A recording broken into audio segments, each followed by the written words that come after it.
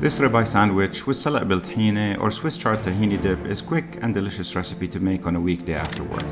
You need a large bunch of fresh Swiss chard. Cut the chard stems and leaves into 1-inch pieces.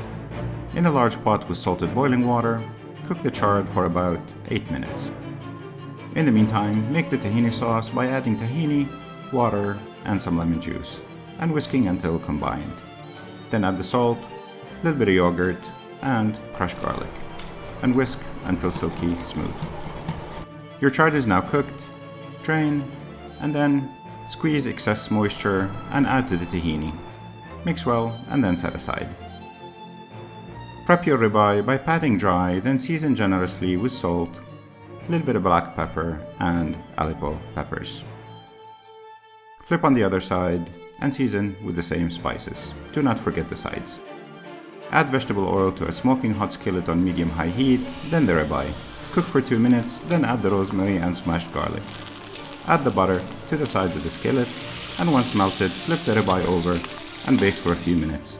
Cook for 9 minutes total for medium rare. Slice only after resting the steak. Add cherry tomatoes. Drain the juices in a bowl, leaving some, then add the baguette and let it soak the juices to toast. Flip on the other side and then you're ready to assemble. Put generous dollops of Swiss chard on one side of the baguette, top with the slices of the ribeye, then some cherry tomatoes. Don't forget some of the juice.